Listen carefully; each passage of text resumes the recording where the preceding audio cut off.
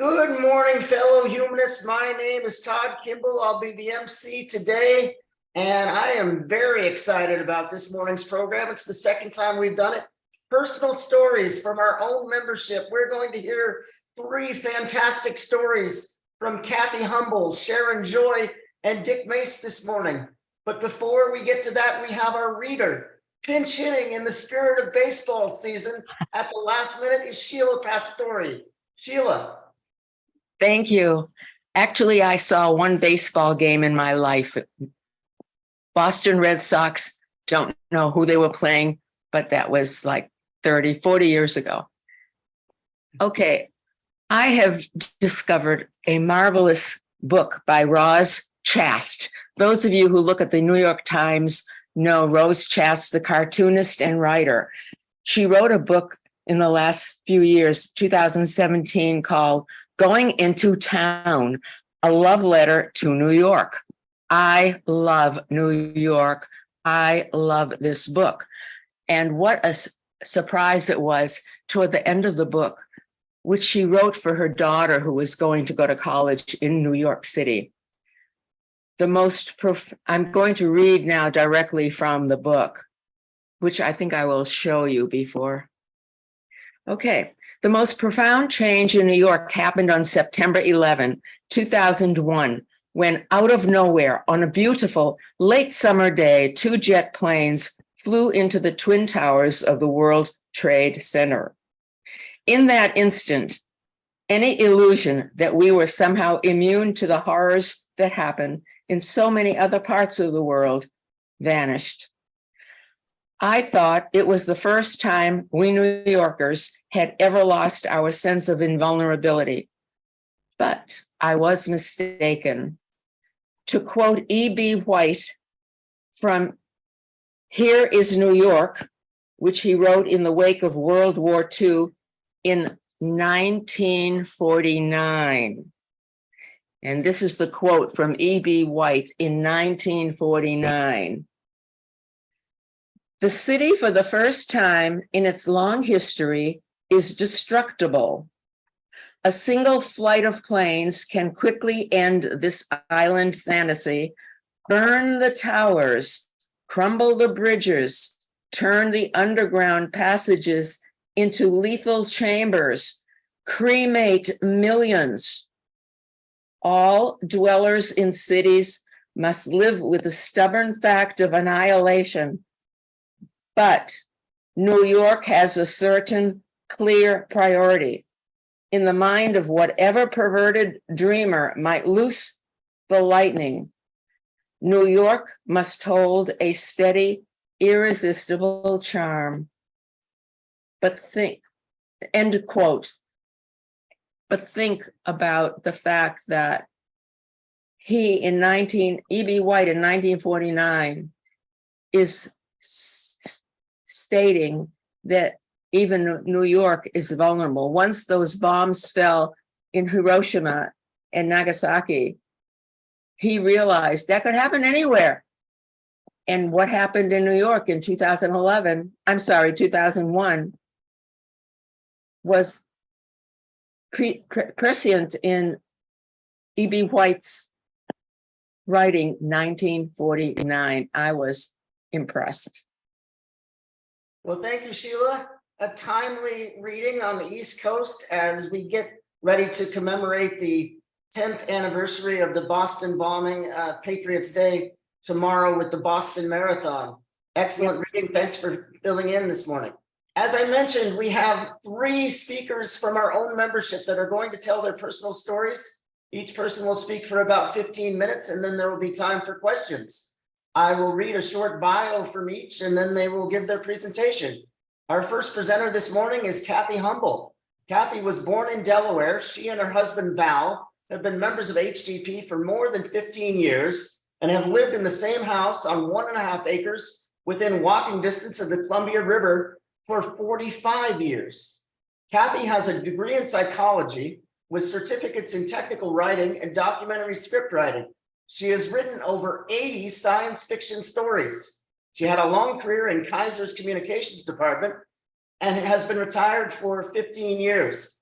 Since retiring, Kathie has been writing for her neighborhood association and the Urban League. Please welcome Cathy Humble. Hi, am I there? You are. Okay. Today I'll tell you 3 mini stories from my past experiences. They all have in common the ways that volunteer work can enrich your life, even though it doesn't pay you in cash.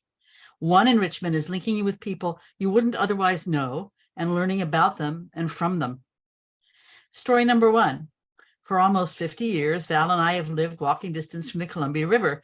But before that, I had a different husband, and my first Portland home was on 6.5 acres just off Northwest Skyline Boulevard. You might expect that to be worth a fortune, but it didn't have any city water, and the only spot that was flat enough for building could just squeeze in one tiny house. The rest was only suitable for mountain goats. Well, along came a bunch of fat cats who wanted to build a huge housing development a few miles down the road. Local residents strongly objected to this. We formed a volunteer group called Neighbors of Forest Park. For a while, I edited its newsletter. This group was one of the first organized through the Office of Neighborhood Associations, which had just been established by Portland Commissioner Mildred Schwab. I would take my 3-year-old daughter to City Hall. While I researched planning maps and discussed strategies, Jenny would play with her plastic dinosaurs on a sofa in Mildred Schwab's office. Dinosaur armies conducted wars on the sofa's giant leather cushions. Cracks between those cushions devoured many a stegosaurus. To coordinate the new Office of Neighborhood Associations, Commissioner Schwab hired a young woman named Mary Peterson, who had a PhD in political science. Mary was very hands-on about her job. One day, she came to our house for lunch, stayed for supper, and spent the night in a sleeping bag on our floor. The next day, we shared breakfast, another lunch, and another supper. Woven through these hours were hikes together up and down every bit of our acreage, through every nettle and blackberry bramble. We needed walking sticks since the slope was so steep and we weren't mountain goats. Mary acquired a very visceral sense of what it would take to build a housing development on a similar hillside. And while we walked, we talked. Her experiences, her philosophy, her first job had been in Baltimore, rejuvenating slums. She told me about neighborhood tree planting parties, community gardens and vacant lots, and what intrigued me most, installing aquaculture tanks in tenement basements to raise tilapia fish for food. I learned from her a lesson that was very necessary for me at the time. In even the most challenging environment, anything's possible. Mary talked about the concept of developing a new community in Oregon's arid rimrock country. How could people manage enough water supply for a whole city in the desert? How could they connive and wiggle past resistance from the county government? Shortly after my 2 days of hiking with Mary, she left her job at City Hall. Also, soon after our long talks, I left my first husband. I lost track of Mary Peterson until one day when the local TV news reported on the construction of Rajneeshpuram in Wasco County. Even though she now called herself Ranjana, the woman on the screen was definitely recognizable as Mary Peterson. She was surrounded by other Rajneesh disciples, all of them dressed in rose, yellow, orange, red, and purple, the Rajneeshi colors of the dawn and sunset. Clearly, our paths had diverged. My next 2 volunteering stories have in common helping people learn to read. About 50 years ago, I signed up for a program that trained me in specific techniques for building literacy. For complicated reasons, I only ended up tutoring one person, a middle-aged truck driver. We met in a corner of the downtown library. I'm not sure how he got his commercial license without being able to read. His wife had talked him into trying this literacy program, but he considered himself a lost cause. He'd make a smidgen of progress in one session, but be back at ground zero the next time. It was even hard for him to look me in the eye. As it happened, at that time, I didn't have a driver's license. I didn't learn to drive until I was 30. Why? Partly because my helicopter mom would never let me take driving lessons as a teen. She was convinced that driving would be the death of me. Partly because in my early 20s, I lived in New York City, where many people didn't own cars and didn't have driver's licenses. Well, one day I told my truck driving student that I didn't know how to drive. Not just couldn't drive one of his monsters with a seemingly infinite number of wheels, I couldn't drive any kind of vehicle. As they say, his jaw dropped. At our next session, I could see that he was sitting taller and straighter. He looked me right in the eye and said, "So you have a skill reading that I don't have yet, and I have a skill driving that you don't have yet. No big deal." That sense that we were equals made all the difference. Letters started falling together into words for him. Reading got easier and easier. And the last thing I did before leaving Skyline Boulevard was approach a very patient neighbor and arrange to practice driving with her. My last story is about Nicholas. First, I need to provide some background. Many years after the trucker learned to read and I learned to drive, all three of my children were going to Metropolitan Learning Center, commonly known as MLC. This is an experimental K-12 magnet school started by Portland Public Schools in the 1960s. In fact, my son Nathan calls it the 60s in a bottle. One of the many wonderful aspects of the school is the way students, teachers, and parents are linked as one big family. Parents are especially involved in the school as volunteers. For example, I spent much time sitting on the floor in the hallway outside the third grade classroom. When it comes to math, third grade can be a real killer. Anything you didn't understand about addition and subtraction in first and second grade comes home to roost when third grade starts to confront you with multiplication and division. The tutoring I did in the hallway wasn't drills and practice. It was mostly trying to figure out exactly what a student wasn't comprehending. I also helped the special ed teacher. She had all kinds of techniques to help with reading difficulties. She might have kids sing the words instead of speaking them, or march or dance while they read, or cover a white page of black letters with a colored plastic sheet. I even adopted that approach professionally in proofreading. The color of the plastic convinces your brain that you're looking at something new and different, even though you may have read that black on white page many times. This artificial unfamiliarity makes it easier to notice typos and other errors. But I said I'd tell you about third grade Nicholas. The special ed teacher introduced us and explained that he had an unusual problem with reading. For example, he couldn't read walk, but he could read spacewalk. He couldn't read plan, but he instantly recognized planet. The teacher told me that Nicholas had a troubled home life, especially thanks to his mom's sequential boyfriends. I sat down with Nicholas and asked him what he liked and didn't like. He said it was tough living with his mom throughout the school year, but all summer he stayed with Grandma and Grandpa, who lived in Central Oregon. That was a whole different world. It was so clear that he felt loved and protected when he was with his grandparents. The icing on the cake was that Grandpa loved astronomy and had a telescope. He and Nicholas would use it to look at Saturn's rings or the polar caps of Mars or Jupiter's Galilean moons. And in mid-August, Nicholas and Grandpa would zip up their warm sleeping bags and lie down in a field to watch the Perseid meteors streak across the clear Central Oregon sky. Well, this really made me perk up. You see, I've loved astronomy as long as I can remember. My first nickname was Beetlejuice. My father would wake me up at crazy hours for special sights like Jupiter at its brightest. And when I was 7, he built a telescope. He didn't have a tripod, so he steadied it on the thick branch of an old apple tree in our backyard. I led Nicholas down the hall to the school library and showed him the astronomy section. We sat on the floor and started working our way together through those books. The astronomical words seemed to leap off the page at him. They studied the text enough that he started being able to understand the boring words in between.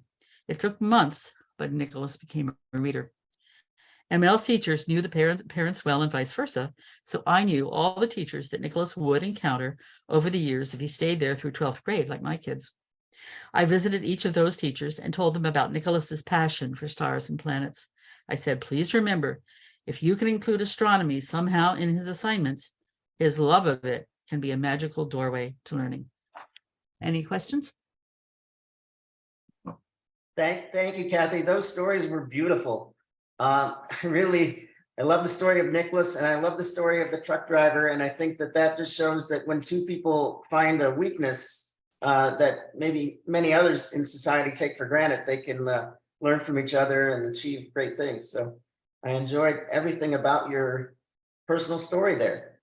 I guess I'll start with the first question as I wait for other questions in the chat. Remember, you can type your question or type your name and then come on and ask your question.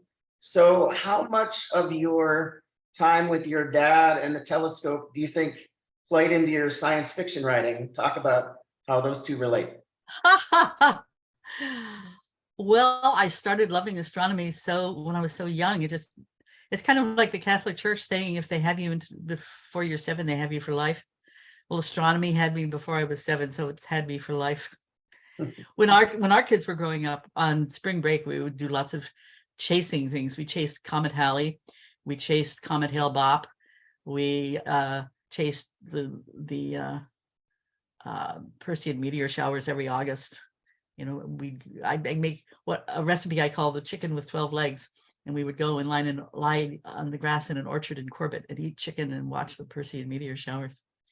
So it's just hard to separate the two. I have also always loved science fiction. So the two go hand in hand in my mind.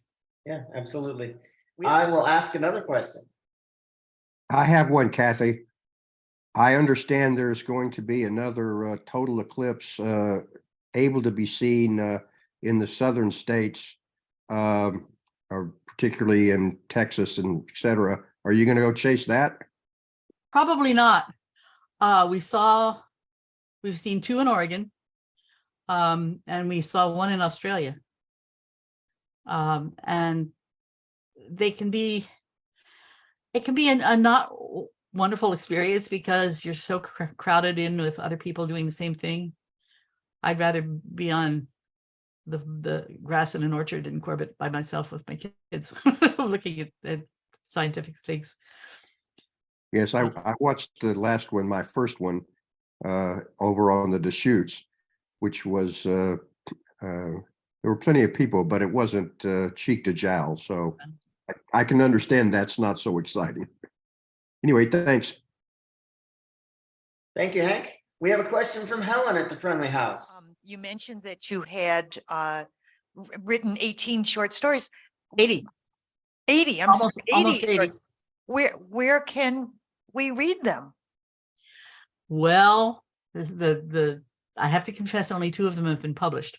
Well, okay. But the one that I feel best about that was published, the science fiction magazine Lightspeed put out a special issue called Women Destroy Science Fiction. Some jerky guy had announced that the only good science fiction writers were men and that women wrecked the field.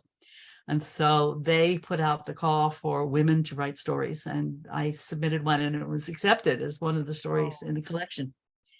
My story was about a guy who's immortal and has a lot of trouble with that. People don't like you if you're immortal. They're jealous. Mm-hmm. And so he hired a public relations specialist to help him out. So the story is really sort of a parody of public relations work. And that collection, I'm not saying my story particularly, but that collection got a lot of attention. National Public Radio talked about it. It got an award in England. There was just a lot of chat about that collection. And I think it set ahead by many years the acceptance of women as science fiction writers. So that I'm really happy with that one getting published. Is it available, that one? You can buy it from Amazon. I don't have spare copies. No. Mm-hmm. Yeah, you can get, it's called Women Destroy Science Fiction. Okay, it's what it's called. All right, wonderful. We'll look for it. Thank you, Kathy. And Neil's got a question here. Hang on. Be careful. He asks tough questions. Well, we're retired on fixed income now. Is this tilapia thing still viable? Well, do you live in a tenement that has a basement? It was a big tank. We got our basement enclosed last year, our crawl space enclosed. So there's a lot of space down there for whatever we want. Well, it was a big tank. I don't know. Well, Helen stole my question. That's MC's thinking alike there. Kathy, in the world of self-publishing, I would just say you got 78 more stories you can publish in today's modern world there. Kathy, thank you so much for your, go ahead. I'm sorry. I was going to say the other story that got published is set in China. And I wrote it while we were on a trip to China with, Val could tell me what group it was. It's not the American Humanist Association, but it's another humanist group. And so some of the hotshot people in that group, the names you would recognize if I could remember them, we were all traveling around China together. And we took a boat ride in the Li River, which is a 5-hour tour.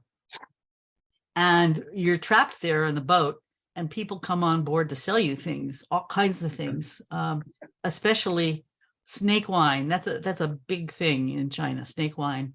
I never drank any, but they bring it on board in these big bottles and you can see the snake in the bottle. So I wrote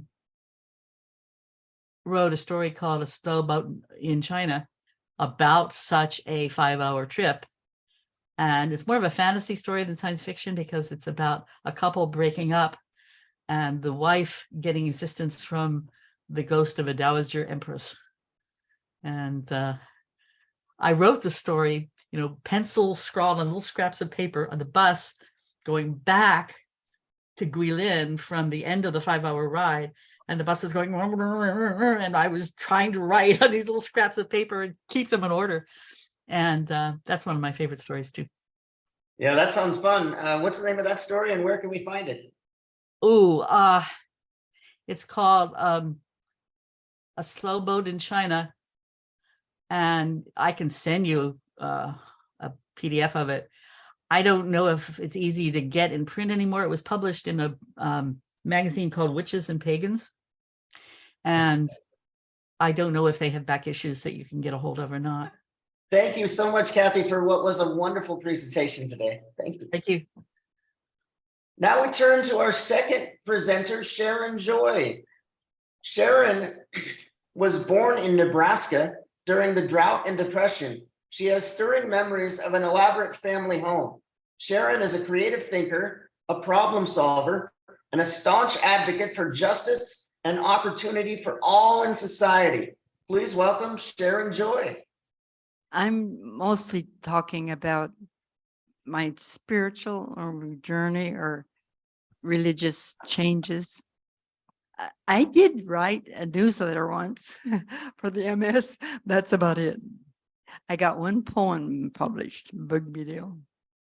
My first memory was of amnesia, but I remember it better than yesterday. I was 3.5 when I was sleepwalking down a long, straight, dusty road and woke, realizing I didn't know where I was going. So turned around to look behind me to see where I came from, thinking that might jog my memory. But there was no house or car in that direction either. I knew that I had to have food or water or I would die. And if I talked to strangers, then something worse than death might happen to me. Otherwise, I'd yell at those 3 big people walking in front of me about a block, city block away. But that must be pretty bad. So I had to think of another solution. First, I closed my eyes and just wished I didn't exist, like at a birthday party. But I was still awake and scared. And I thought, I have to calm down to figure this out. And if I have to die, then would fast be better than slow? But I didn't know how. And it wasn't fair. I was too young to worry about big problems like that. Then one of the 3 big kids turned and yelled at me, Sharon, hurry up. My name was Sharon. She wasn't a stranger. I wasn't going to die. Oh, happy day. I ran to catch up with her outstretched hand. She asked Dale many questions about where we were moving to and about where we came from, but he never mentioned her name. Eventually, I got brave enough to ask her what her name was. She says, don't ask stupid questions, Sharon. Everything was a stupid question. I didn't know who anyone was or what they expected of me. I'd obey, wouldn't ask questions, and would figure out the rest myself somehow. After that, I mostly remembered pleasant things. My favorite was my sister, Vero. She was only 4 years older than I was, teaching me in the nicest way by pushing me in the swing on a hot summer day how to count 1 push, 2 push, 3 push, 4 push. I wanted 100. But then she'd multiply by 2s or 5s or 10s. Or teach me to sing A, B, C, D, E, F, G, which ended, happy children we will be when we learn our ABC. The problem was, Verl liked to do nice things for others too. She was my only playmate on our Nebraska farm, so I could hardly wait for her to come home from school. But then she'd want to help Mother, and I'd have to wait. She seemed to be the most popular kid at our one-room school also. I was 4 when an explosion in the room below me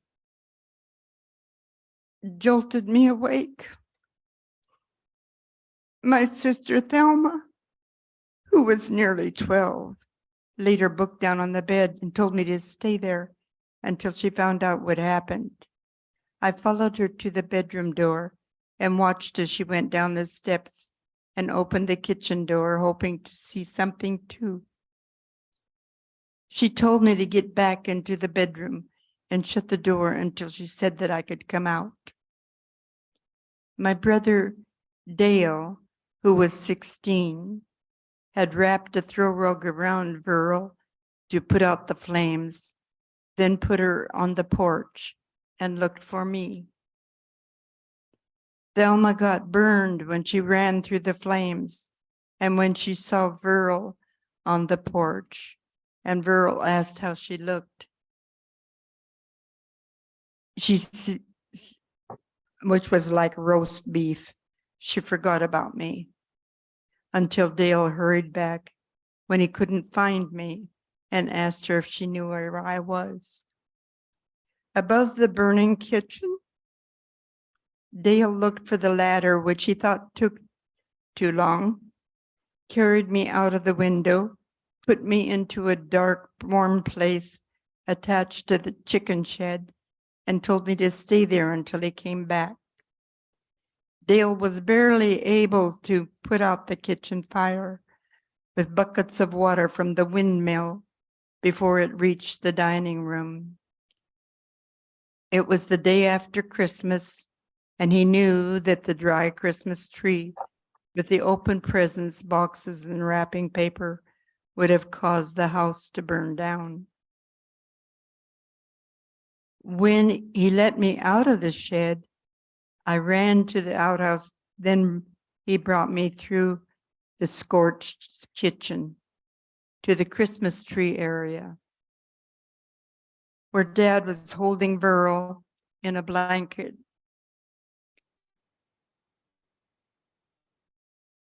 Sorry. She was crying, dry, tired sobs. I longed to tell her how sorry I was. She was hurting, but Thelma said it wouldn't help her, and I wouldn't want to see how she looked. I thought that if she hurt that bad, that I could at least look at her. I wasn't allowed to see her one last time in the casket at the funeral either. Since then, I've always had to do that to even prove to myself that somebody died. Verl was trying to make a surprise dinner for us. So she put the wood into the wood stove and poured kerosene on the wood like she saw others do. And the embers below the wood exploded.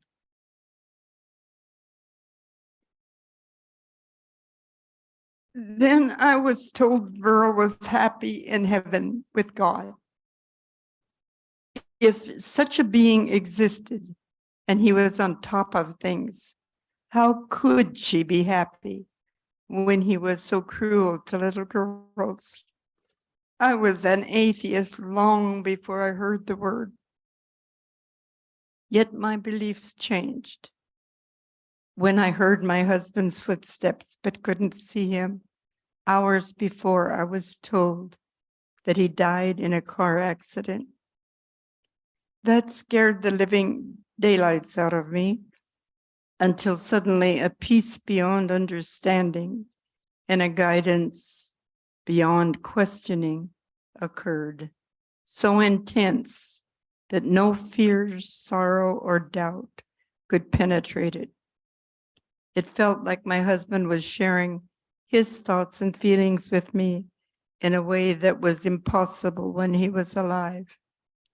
Thereafter, I believed in afterlife, which made me an agnostic. But I still thought that a good God would not create a world with wars and other radical problems. Until I became so disillusioned with mankind that, excuse me, that I silently screamed, God, if you're there, show me. Then I felt stupid, even if he knocked on my door and did a few miracles to prove who he was. There was no way he could convince me that he made this world of problems correctly. Then I had the same nightmare 3 nights in a row that felt predictive, as if I didn't have enough real problems, I had to dream one up. When it came true, I was amazed that what took a year to happen only took about 3 minutes in a dream. Something had communicated with me that knew what I needed better than I did, which was that solving real problems was far more meaningful, challenging, and rewarding than solving those in games. After that, instead of resenting that there were problems, I looked forward to solving more. Yes, I call that presence God, which is good capitalized and edited to personify it. But is that what created the universe, down to the tiniest things in it? I don't have a clue. I only know that the awesome fragment that I did experience made me a Gnostic, a knower rather than a believer, but in only the tiniest fraction. I was hoping humanists would include people like me, but the architect that I don't know if he can put that on there, that I brought a book. It says that the people will go to a church that very few people will go to a church that welcomes everyone, but many will flock to one for purple striped vegetarians. So stick to your values when you arrange things. So I may think that it's odd that humanists meet at Friendly House, which was started by a church when they made a religion out of opposing religions. But it's just as odd that I feel like fate put you on my doorstep, or I would never have learned how much that I'd enjoy the programs, the people, and seeing my nephew Dave each week. Close enough to my caregivers and medical equipment to attend in person. Our beliefs depend upon our own thoughts, feelings, and experiences, not someone else's. Yes, I have experienced some extraordinary events that humanists might consider supernatural, but do we ever really fit in our circumstances? No one asked me if I wanted to be a quad, yet I am. So this isn't the only place I don't have peers. I have been an atheist, agnostic, and theist, and get along just fine with all 3 sides of me. And if I started out religious and lost my faith, I would feel the same way. Like Popeye, I am what I am. And I fight for what's right. And we all believe in something. Thank you, Sharon, for being so vulnerable with us today and sharing incredibly moving stories. I have a couple of questions for you while we wait for others in the chat. Sharon, I know you to be such an optimistic and positive person, and yet you've been through so much adversity and so much tragedy. How do you juxtapose those two things, and what gives you the strength to be positive? We don't have a choice. I had children, two of them on purpose, two of them not expecting to, that you have to live for. You don't have a choice.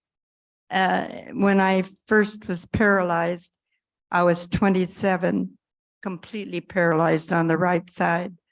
That scared me too. But you have to get through it. Of course, I agree there again. Every time you have a choice, you have to choose whether to live or die. And in that case, I was struggling to live in spite of the paralysis. But when you do, each time you meet a problem, it changes your character. I think that's what our purpose is to shape. Well, we're the star in our own play, I guess. It depends on how we want to play our part. Thank you, Sharon. That's a beautiful sentiment. I like that. Beautiful way of putting that. Hank would like to know a little bit about your travels and specifically what got you out of Nebraska. Oh, the depression, the drought and depression. My brother decided to go, but where there's water, you know. I mean, just about the whole entire family moved west. It kind of reminds me of Isaac Asimov. He says, I guess he came from the drought too. But then he went in the Navy, and he says, got on a ship and all he did was vomit. But anyway, we got to the West Coast. And most of them moved to Seattle, et cetera. Some of them right on the edge of the river, ocean. But yes, it was a good move to go west during that drought. It was not a pleasant. Yeah, I'd say your family made a strong geographic upgrade there. Good job, and we're happy to have you. You're always welcome at HGP, and we really appreciate your life story today. Thank you. Other questions? Any other questions for Sharon? Sharon, you have talked about some frustrations to me. What now is your greatest source of pleasure?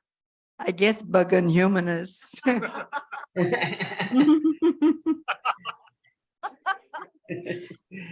take that. We need to be bugged on a regular basis. Sharon, thank you again. And now we turn to our third presenter, Mr. Dick Mase. Dick will be assisted by Jeff Strang during his life story today. Now, as we've mentioned, HGP is turning 50, and Dick has been around for almost all of those HGP years, as he has been a member for 45 years. Dick Mase was born in Salem and spent most of his life in teaching and counseling, and he is in the process of resuming his counseling career now. Please welcome Dick Mase. I have a throat injury, and that's one reason I asked somebody else in case I'm unable to talk. I saw the program a few weeks ago, and the speaker was Steinar Bryn, And he said he came from Oslo, Norway. And that reminded me of my maternal grandmother. 100 miles or so north of Norway, there's a little village called Hill. My grandmother was born there. In 1990, there was a young gal, who ran for Miss Universe. She called herself the beauty queen from Hill. It didn't hurt her, she won. But better reason, I think, is telling you a little bit about my grandson, who happens to live in Texas now. And I have 7 grandkids. And he used to live there on Baker in the northern Cascades. And he used to spend a lot of time on Mount Baker. And so I get pictures on Facebook. And one of them was a picture of Mount Baker because his dog was named Baker. And so I sent him this picture. I got an email back from him saying, wow, we need to chat. What have you found important in your life? Can you imagine that? So I started thinking about my life. And I learned some very important things that I want to share with you. One of the things I found was that most of those important things came very late in life. Like we're talking about recently. And one of them brought me to the book titled Flourish by the father of modern psychology. And he came up with the elements of well-being. So what are the elements of well-being, and how do I measure up on those elements of well-being? And Jeff is going to help me at this point, and I'll keep butting in. Well-being is a theory of uncoerced choice, and its 5 elements comprise what free people will choose for their own sake. The elements are positive emotion, engagement, positive relationships, meaning, and accomplishment. A handy memory device is PERMA, P-E-R-M-A. Let's look at them in more detail. P, positive emotion. Happiness and life satisfaction are included under positive emotion. As the hedonic or pleasurable element, positive emotion encompasses all the usual subjective well-being variables: pleasure, ecstasy, comfort, warmth, and the like. Martin, the author, chose a Thanksgiving a couple of years ago to invite all the family. I've forgotten how many were there, but it could have been in the teens. And he was the only family member who didn't get COVID. So he had to leave the house, go to a motel, and spend 17 days or something like that away from the family. when he got back, they decided to get a puppy. And when he did his Zumba classes to dance, so those are just a couple of examples of pleasure being different for different people. But pleasure is there. E, engagement. Like positive emotion, it is assessed only subjectively. Did time stop for you? Were you completely absorbed by the task? Did you lose self-consciousness? Positive emotion and engagement are the two categories in well-being theory where all the factors are measured only subjectively. While the subjective state for the pleasures is in the present, the subjective state for engagement is only retrospective. I think sometimes he calls this stage being in a zone. You're not aware of what's going on, but you're not thinking about what's going on. You're just totally immersed in it. R, positive relationships. Very little that is positive is solitary. When was the last time you laughed uproariously? The last time you felt indescribable joy? The last time you sensed profound meaning and purpose? The last time you felt enormously proud of an accomplishment? Even without knowing the particulars of these high points in your life, I know their form. All of them took place around other people. Other people are the best antidote to the downs of life and the single most reliable up. My friend Stephen Post tells a story about his mother. When he was a young boy and his mother saw that he was in a bad mood, she would say, "Stephen, you are looking peaked. Why don't you go out and help someone?"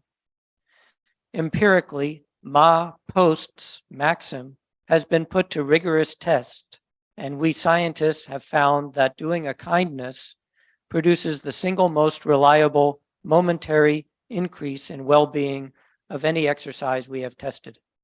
That's very, very complex when you try to talk about positive relationships. One of the cautions for me personally is that there is a group of people who think that loving yourself is as important as loving other people. And as a humanist, if there's a principle that I agree with, it's caring about the welfare of everybody. And I'm one of those everybody? Sure. Somebody says, take care of yourself. Why? I'm here to take care of other people, not to take care of myself. Anyway, we could talk about that more, but certainly loving others is part of how I identify myself as a humanist. M, meaning, or belonging to and serving something that you believe is bigger than the self. Meaning has a subjective component.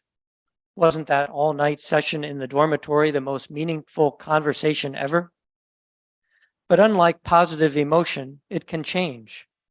You might think that the bull session was very meaningful, but when you remember it's just years later and are no longer high on marijuana, it is clear that it was only adolescent gibberish. Meaning is not solely a subjective state. The dispassionate and more objective judgment of history, logic, and coherence can contradict a subjective judgment. Abraham Lincoln, a profound melancholic, may have in his despair judged his life meaningless, but we judge it pregnant with meaning. Jean-Paul Sartre's existentialist play No Exit might have been judged meaningful by him and his post-World War II devotees, but it now seems wrong-headed. Hell is other people. And almost meaningless, since today it is accepted without dissent that connections to other people and relationships are what give meaning and purpose to life. That's pretty intense to bring in Lincoln and Sartre and so forth. Sartre is connected with humanism. And although he did say in one place, hell is other people, there's another quote from Sartre that says, if a person is living alone and is lonely, he's chosen bad company. Accomplishment or achievement is often pursued for its own sake, even when it brings no positive emotion, no meaning, and nothing in the way of positive relationships. For example, some players of card games play in the pursuit of engagement or positive emotion, even outright joy. Others play only to win. For them, if they lose, it's devastating, no matter how well they played. Winning only for winning's sake can be seen in the pursuit of wealth. Some tycoons pursue wealth and then give much of it away in astonishing gestures of philanthropy. John D. Rockefeller and Andrew Carnegie both spent the second half of their lives giving away to science and medicine, to culture and education, much of the fortunes they had made in the first half of their lives. They created meaning later in their lives, after early lives of winning only for winning's sake. In contrast to these donors, there are the accumulators, who believe that the person who dies with the most toys wins. Their lives are built around winning. When they lose, it's devastating, and they do not give away their toys except in the service of winning more toys. It is undeniable that these accumulators and the companies they build provide the means for many other people to build lives, have families, and create their own meaning and purpose. But this is only a side effect of the accumulator's motive to win. So well-being theory requires accomplishment in its momentary form, and the achieving life, a life dedicated to accomplishment for the sake of accomplishment, in its extended form. This is, this gets personal for me because I'm asking myself, why go on? I'm an old man. I may not have 10 more years. And with this PERMA, I look at myself and I ask, what is there for me? I found something. Not just all five. Well, yeah, I found something for all five.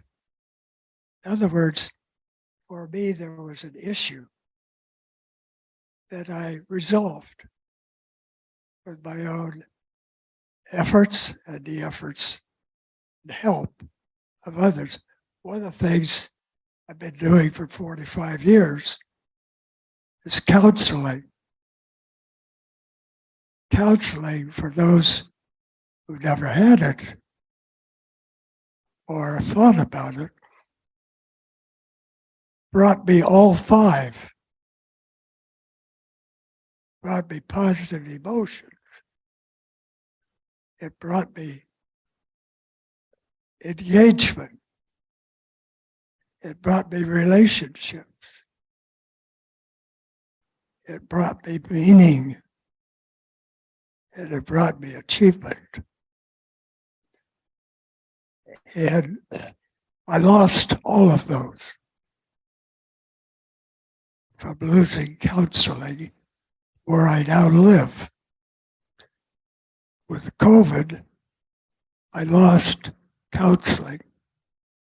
And I just got it back this week. Thank you, Dick, and congratulations on being back in the profession that you belong. That was an incredibly moving presentation today. And the reading was also very informative. You are the consummate teacher. I thoroughly enjoyed that this morning. And thank you, Jeff, for facilitating. I will start with the first question, and I'd like to talk about the advertisement that you're wearing today, smartrecovery.org. Would you like to talk about that and what that means and what it means to you? AA just moved into my building. Sometimes we're called the alternative to AA, but we don't call ourselves an alternative. Although I did facilitate for 10 years with the Smart Recovery program. And Smart Recovery is non-theist. So most of the people I talked to as a facilitator were refugees from AA programs. They'd heard about AA everywhere, so they tried it, and it didn't fit with a theistic perspective. I just wanted to say I used Dick about 3 or 4 years ago, and as a counselor, and I just have to say, in just one session, he just gave me some really great tips and advice that I have lived with and really helped me during this COVID time and dealing with family members. It was great. Thank you. Thank you, Ann. And thank you, Dick, for that help. You have helped so many, I can tell. The consummate educator. Now we have Al at the mic. Dick, you've got 5 bullet points on your PowerPoint of five initials on your acronym there. What's passing? If I'm thinking, well, maybe I'm a 3, I'd score a 3 I get 3 out of 5, maybe plus or minus 1 or 2. What do you have? When can you feel like you're okay? How many of those 5 things should I think I have to feel like, oh, I'm probably doing okay? Well, you could rate yourself. Right. That's, for example, my grandson, when I talked about this, said, I'm kind of low or light on meaning. He's a song composer and singer, and he is a carpenter. And so I might become a counselor to get more meaning. I will see what happens. Hey, that's good. Thank you. Sounds good. Take after his grandfather. Joyce at the Friendly House has a question. Dick, this is also to second on Ann. This is a thank you. Many years ago, a person close to me and I had our major tiff, and I came to you because I didn't know what direction to go. You gave me suggestion that included empathy for the other person, as well as satisfying my needs. And it's been a wonderful experience ever since. Thank you.